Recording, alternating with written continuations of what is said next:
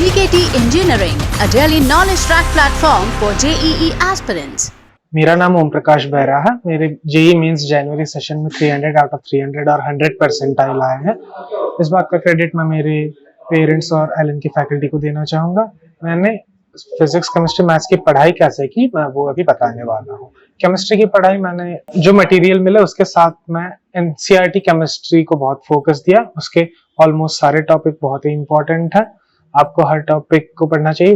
आपको केमिस्ट्री और organic chemistry में बॉक्सेस में जो भी डेटा है उसका पैटर्न बना के याद रखना चाहिए, क्योंकि सारे डेटा तो याद रखना एग्जैक्ट वैल्यूज बहुत डिफिकल्ट है, वो किसी को याद नहीं रहेंगे। तो आपको पैटर्न खुद से बनाना चाहिए और याद रखना चाहिए।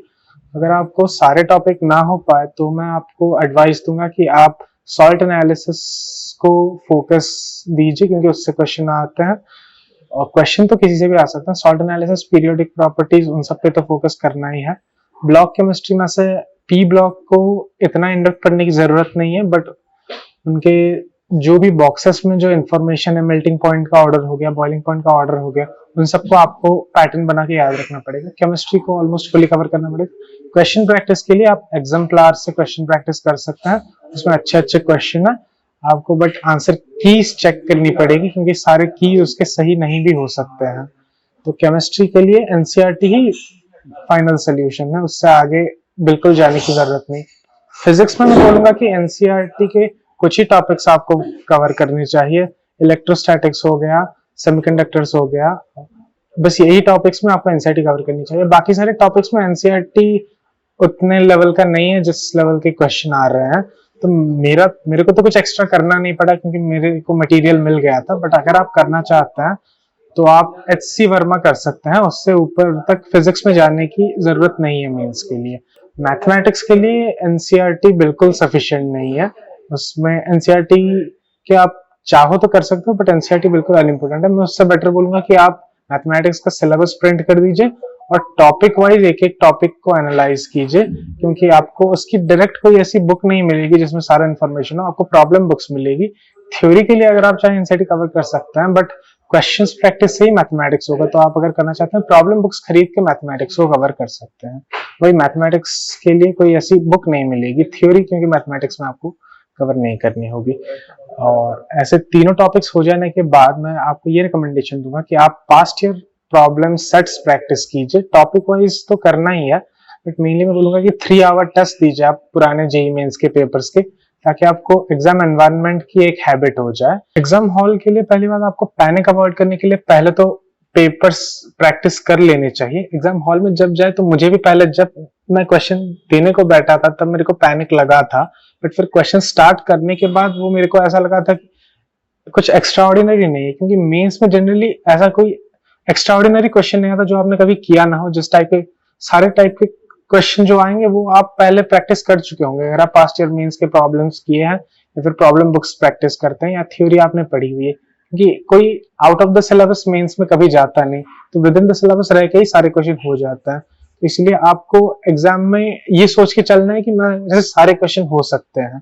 बस यही सोच के चलने पे भी आपको मोटिवेशन मिल जाएगा क्वेश्चंस करने को। और आपको क्वेश्चन छोड़ना आना चाहिए कि किसी भी क्वेश्चन पे थोड़ा भी ज्यादा टाइम लगे तो उसे छोड़ दीजिए, ताकि आपको एग्जाम के एंड में उसे अटेम्प्ट कर सके और उस क्वेश्चन का इम्पैक्ट आगे किसी क्वेश्चन पे ना आ पाए।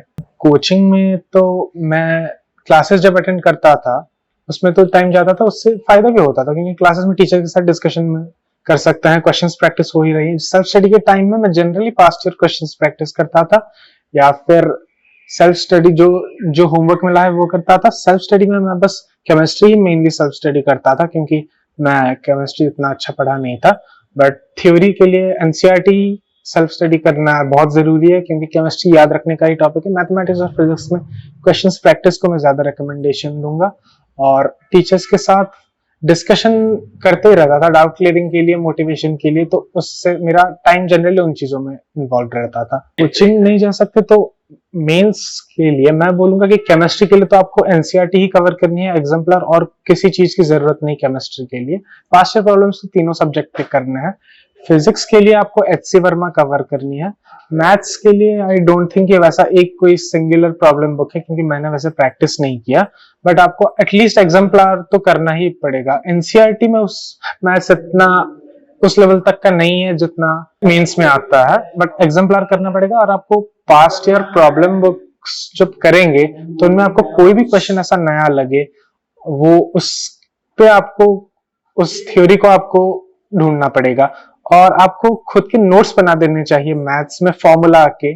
जैसे केमिस्ट्री में तो मैं नोट्स अच्छे से बनाता था टॉपिक वाइज के, बट मैथ्स के मैं फॉर्मूला के नोटबुक्स बनाता था, ताकि आपको कोई भी ऐसा क्वेश्चन ना हो तो आप एटलीस्ट फॉर्मूला आपके पास हो तो आप कर सकते हैं। तो फॉर्मूला नोटबुक को आप एक बना दीजिए जो आपके पूरे प्रिपरेशन में काम आएगा, और उसी को एग्जाम जाने से पहले उसी को एक बार रिवाइज कर दीजिएगा, ताकि फॉर्मूला आपके दिमाग में रहे।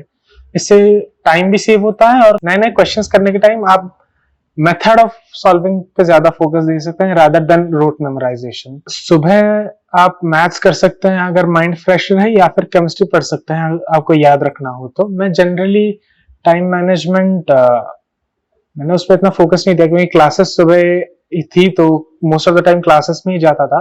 बट अगर आप टाइम मैनेजमेंट कर रहे हैं तो आपको जिन 2 शिफ्ट में एग्जाम हो रहे हैं जेई मींस का 9 से 12 और 3 से 6, उन 2 शिफ्ट में आपको जनरली क्वेश्चन प्रैक्टिस का टाइम रखना चाहिए। उस टाइम पे आप 3-3 घंटे एक जगह बैठ के क्वेश्चन प्रैक्टिस पे ही दीजिए। उस टाइम में याद रखने की चीजें ना कीजिए, कोई खाने पीने के लिए ब्रेक नहीं लीजिए। ऐसा एग्जाम एनवायरनमेंट में प्रैक्टिस की कोशिश कीजिए ताकि आपका बॉडी क्लॉक एडजस्ट हो जाए उस टाइम के लिए।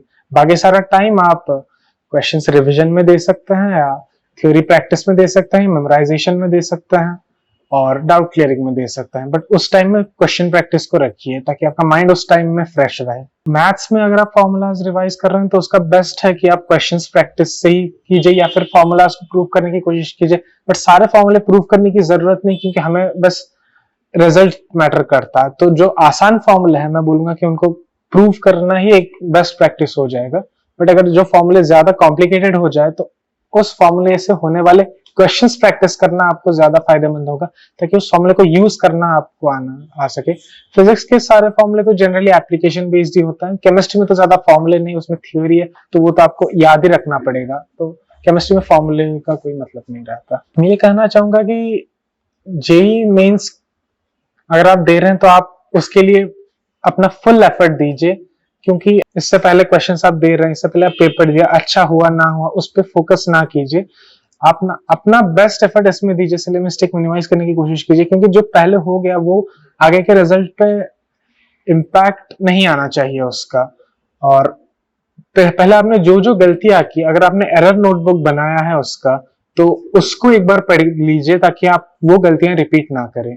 ऐसा अगर आपने एरर नोटबुक अब तक नहीं बनाया है तो आप अभी यही से जो भी पेपर्स देंगे, जो भी क्वेश्चंस प्रैक्टिस करेंगे, जो भी क्वेश्चन आपका नहीं हो रहा, या फिर जिस भी क्वेश्चन में ज्यादा टाइम लग रहा है उसको नोट करके रखिए।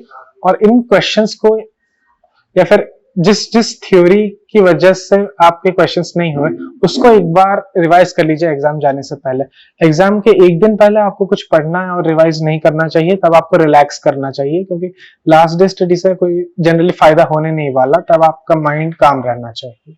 सोशल मीडिया मैं तो अकाउंट बनाया नहीं था, क्योंकि मेरा इंटरेस्ट नहीं था उन सब में। अगर आपका उसमें इतना इंटरेस्ट है तो आप उसको दूर हटाने के लिए एक ऐसा हैबिट कर लीजिए कि सपोज आप 1 घंटा पढ़े, फिर 15 मिनट का ब्रेक लीजिए। ऐसे आप शेड्यूल बनाइए अपना, और धीरे धीरे अपना ब्रेक को मिनिमाइज कीजिए और पढ़ने का टाइम को इंक्रीज कीजिए, इस ताकि आपका वो एडिक्शन दूर हो जाए। जो भी नेक्स्ट मेंस अटेम्प्ट करना चाहते तो मैं उनको बेस्ट ऑफ लक कहना चाहूंगा, और उम्मीद है कि आपका एग्जाम भी बहुत अच्छा जाए।